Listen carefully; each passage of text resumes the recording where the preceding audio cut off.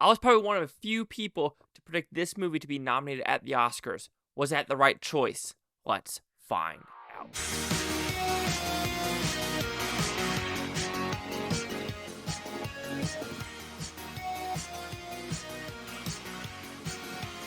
Chase Lee Hockey here with the Blue Futon reviewing The Teacher's Lounge. Yes, this is actually in a theater near me, but what's about pretty simple premise? Theft is going on in the school faculty. They're like, who is stealing our money? But is it the parents? Is it the teachers? Is it students? But now there's kind of a revolt in the school because there's secret filming and there's, people coercing people to say, hey, hint, hint, can you tell me who did it?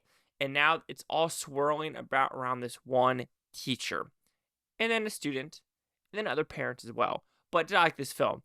Yes, I thought it was a pretty well-made film. I do like the atmosphere. I like how it was filmed. I like the tension. The hour and 40-esque minutes went by super, super quick. But I do think some of the writing or just decisions by this main teacher made me go, really, that's where you want to push this? And I was just like, okay, sure. But it also gives a perspective of what German schools are like, American schools are like. And I guess here's the other thing. When I was in 6th grade, I was never a dick like this. And I just feel like some of these kids nowadays, the entitlement is pretty fucking incredible what these kids think they deserve, which is what the real world actually is. And that, I don't know if they're trying to do that or they're trying to be on the side of the students. But at a point, I was just thinking like, you're still kids. You still don't pay bills. You still don't, pay for your own groceries. You don't pay for mortgage. You don't pay for gas. You don't pay for the school. You don't pay for this. So your entitlement kind of got annoying for me. But when we talk about the positives of this film, like I said, the atmosphere and the tension and how it was filmed, it was about like that 3x4. I don't know why they decided to do the 3x4 format. But I do think it actually worked on a point of more of a linear view of what we're supposed to see. Because if it was a wide screen, like 16:9, you would probably get distractions around that you're not supposed to focus on. But here you're focused on kind of who is centristic with the camera and the actual film itself. And like I said, the tension and the actual runtime. Zoomed by super, super quick. Like it's like bam, bam, bam. This is what's happening. No breathing room. And I enjoyed that because sometimes you're like, okay, act 1, you're slowly trying to get into it. Act 2, oh shit, what's happening? And act 3, you get that conclusion. Here, it's through in and throughout, oh shit moments. And you're like, okay, that's interesting. So I enjoyed that. Like I said, atmosphere, awesome. How it's filmed, awesome. The acting is pretty good overall by the students and teachers. So I have no faults there. My biggest faults, though, with this film is the third act and some of the teacher's decisions. I do not want to spoil this film, but with a movie about theft and about trying to figure out a whodunit, you kind of don't say who done it. It's kind of a cop-out in my opinion. Yes, is there situational awarenesses in this film that you're like, I think it's that person? Absolutely. Are there decisions made by the parents and or teachers? Absolutely. First off, also that parent-teacher conference room. It's like, really? You're going to trust your kids on some of that levels? At a point, you got to be like, are the kids making shit up? Yeah, at a point, you got to think about it that way.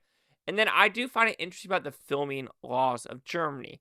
I mean, so you're allowed to have CCTV absolutely everywhere. But if someone steals 60, 80, 100 euros, you're just not going to try to figure out who it is. And I really find it hard to believe there's no security cameras whatsoever in the teacher's lounge. So that's a red flag, number 1. Number 2, if you're trying to see who stole your shit, I mean, that's your right. Someone is stealing your stuff. And 3, how many people really have that same blouse? There's a point where you probably need to look, sure, there could be an investigation of like, okay, how many people are wearing the exact same shirt? Okay, that's seriously, okay. Unless it was like a school shirt where it had like the school mascot or the school name, sure, I would believe that. But there is no rhyme or reason to prove someone else has the exact same blouse. And then something happens at the very end of the film where something with a laptop, Rubik's Cube, crying. if you want my personal opinion, right? Yes, this person that was suspected did steal it just because there was too much. Yeah, sure. I think it's one of those things like at McDonald's where someone burns their tongue at McDonald's and they try to blame someone. You were caught, you were fucking embarrassed, and you make a huge scene out of it to get everyone on your side, even though you were the guilty one. I think that is what the director or writer was trying to do, because when you think about it, that's what we try to do in today's day and age of like, what was that girl in Philadelphia that was literally stealing shit, filming herself, got arrested, and called racism? There is also a racism thing in this movie that's very interesting where it's like, that word gets thrown around. But it's the same way. If people get caught and they're so embarrassed by it, they try to get the public to feel sorry for them, even though they were the ones that were in the wrong. So yes, do I think that this person stole it? 100%. And I think the kid knew it at the very end. Just like, to me, it was the tear in the Rubik's Cube that he's like, I think this occurred, and it is not my fault, but yes, I think it occurred. So that is my personal opinion on what the ending is and what actually occurred. So overall, The Teacher's Lounge, it is a great film. I really dug it. Yeah, you could say the third act, you don't get the conclusion you wanted, and the main teacher, some of the decisions she makes is like, yeah, you're trying to protect your students, but at a point, you need to protect yourself as well. So The Teacher's Lounge will receive a 4 out of 5 with Futons, which equals at 80%. So see the critics and user scores that gave this one. So you have critics a 98% with 104 of them. Audience score of 50% with over 100. Critic consensus. A smart and provocative modern parable with the heart of a thriller.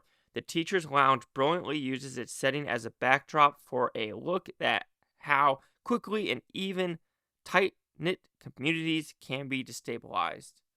It's an odd critic consensus for this. I mean, they were never really tight-knit, though. They even had that from the very beginning. Okay, interesting critic consensus. I'm more interested by the 50%. What did the audience not like? Did they not like the ending? And that is my opinion, is the third act doesn't give the conclusion people wanted, and that's just my personal opinion.